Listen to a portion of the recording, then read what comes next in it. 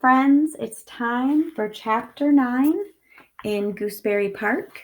And yesterday, Kona was on his way on the treacherous journey to check on his friend Stumpy and her newborn babies who live in that oak in Gooseberry Park. So he's trying to get there to check on them.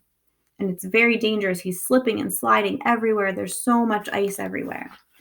So this chapter is called Rescue and Remorse.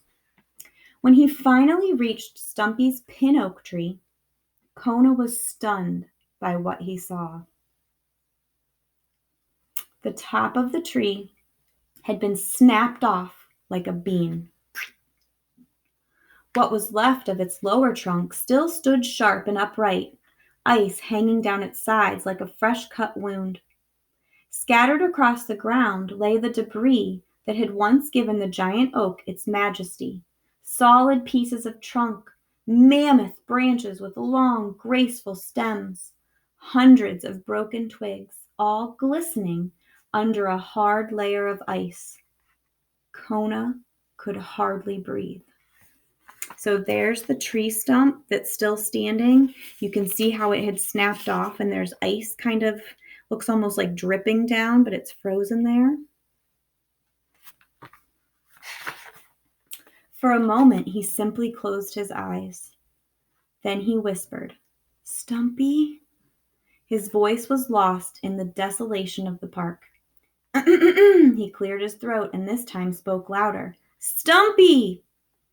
Clamping his teeth on the scattered branches to steady himself, he made his way around what was left of the tree. Every few feet he called out, "Stumpy!" Each time he was met by silence. And when he found a part of Stumpy's nest scattered on the ground, bits of bright material and gum wrappers thrown everywhere, it was almost more than he could bear. He sat down and hung his head. So we know we've talked about how a character's body language can tell you a lot about what they're feeling. And if Stumpy's sitting there hanging his head, it reminds me of when we read Chrysanthemum, and it talked about how she wilted like a flower that doesn't get enough water. So Stumpy is hanging his head because Kona is hanging his head because he's really sad. He's really, really worried, and he thinks the worst has happened. He stopped there, motionless, discouraged, confused, and very cold. Kona heard a sound. It was a sound like a song. He lifted his ears.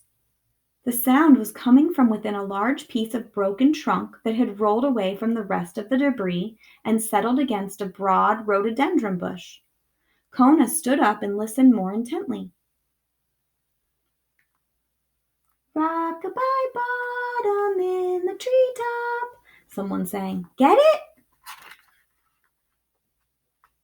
"Stump!" Kona's voice boomed across the wreckage. "Stump!" The dog leaped forward and then danced until he landed beside the singing tree trunk, flat on his back. "Oh," he moaned. From a small round hole in the trunk, a little black head, fuzzed with silver, poked out. It looked at Kona. "Help!" the head shouted. Kona raised himself up and moved closer. The little black head that had yelled for help belonged to a bat. "That's Murray." "Murray?" he inquired. "In person," answered the bat. "Are you all right?" Kona asked. "I think we bounced," said Murray. "You must be Kona. I knew Stumpy would find you. The kids are all in here, snoring like elephants." "Stumpy didn't find me," said Kona. "I came on my own." "You did?" asked Murray. "Stumpy's not with you?" "No," said Kona. "Well, she's not with me," wailed Murray. "She said she'd go to get you." "Where is she?" the two said together. Kona's heart sank. He looked all around the deathly quiet park. "Stump!" he called. "Stump!" "Oh, whoa!" said Murray, shaking his head. "She said she'd find you and you could help us. Now she's disappeared. Oh, whoa! One of the babies inside the hole began to cry. Achoo! Another sneezed. These kids are freezing, said Murray. He went back inside the hole to wrap them in his wings. So there's Kona talking to Murray, the little bat. And Murray is using his wings to wrap around the babies to keep them warm. But Stumpy left and said she was going to go find Kona. So Stumpy's out there somewhere in this icy weather looking for Kona. And Kona came here looking for Stumpy.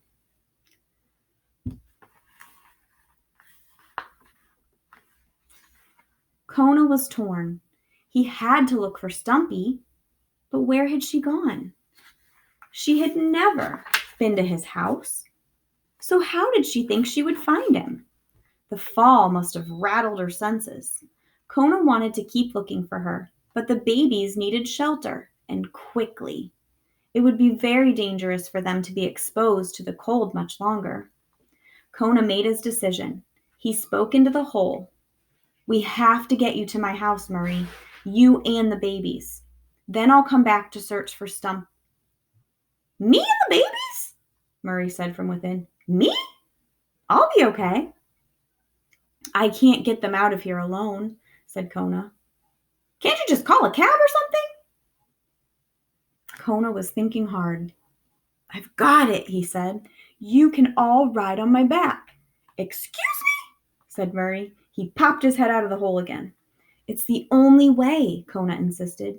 You can sit on my back and tuck the children inside your wings. It will be like riding a horse. Sure, like I've ever ridden a horse, answered Murray. We're going to end up on hard copy, I know it. That's like a news TV show. But within minutes, Murray was on Kona's back, humming nervously, the babies tucked under his wings. Now that Kona had to carry everyone, he was really worried. He had fallen dozens of times on his way to the park, but he couldn't risk any such accidents on the journey home. There was only one thing to do. What? Murray called out. We're crawling? We're going to crawl? Gee, maybe we'll get there by September.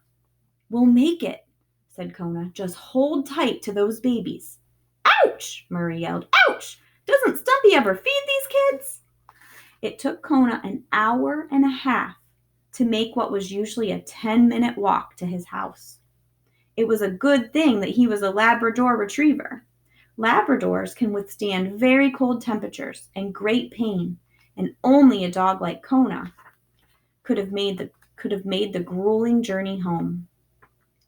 So here's Kona, and he's crawling with Murray and the babies on his back. So Murray's got his bat wings wrapped around the babies, and they're all on Kona's back. Kona is crawling so that he doesn't fall, because he's worried that if he slips and falls, the babies and Murray could fall off and get hurt. So he's crawling all the way back home.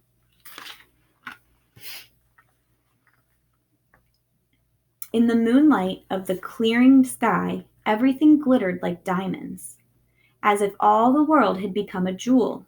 And even as Kona pulled himself across the yards, he was moved and strengthened by the incredible beauty all around him. He might even have forgotten that the others were with him, had Murray not yelled, "Giddy up!" every 5 minutes. When Kona finally saw Professor Albert's house again and saw that the front door was still slightly ajar and that the fireplace still glowed and that he was home, he wanted to weep. It was as if he were gazing at heaven itself. When Kona turned into the yard, Murray knew, too, that they had arrived. Yippee! He yelled. Kona struggled up the icy steps, then cautiously put his head inside the door. Professor Albert still lay snoring on the sofa. Welcome back, dear, Gwendolyn said softly. Kona walked into the room and gently lay down on the floor. Murray scooped the babies up and hopped off. Wow, said Murray. Look at the size of that television. Did I tell you I love Jeopardy? Gwendolyn smiled at Kona. A remarkable dog, she said. So think about this for a second. Kona must really, really love Stumpy because he took a big risk wandering all the way to the park by himself in this treacherous weather to get Stumpy and her babies. And he also crawled all the way back home with those babies on his back and Murray so that he can get them to safety and keep them warm. So sometimes we hear these beautiful stories of friendship and we learn that people go to great lengths to help their friends. And I see you guys doing this all the time, or I saw you guys doing this all the time in our classroom, just really being there for one another and helping each other out. In our story, Kona is doing something incredible for his friend. And that's what we do for people that we love. We go to great lengths to keep them safe and to keep them healthy and to show them we love them and care about them, just like your families do for you. And I do for Caden and my family. When you really love someone and care about someone, you do anything to keep them safe. So now Kona has got Murray the bat in the house, and he also has the 3 babies. He has Sparrow and Top and Bottom, but Stumpy is still missing. She was out trying to find Kona so that because she knew Kona would come and help her. So she's still missing. So we're going to have to wait to see if Kona can find Stumpy. Okay, see you soon.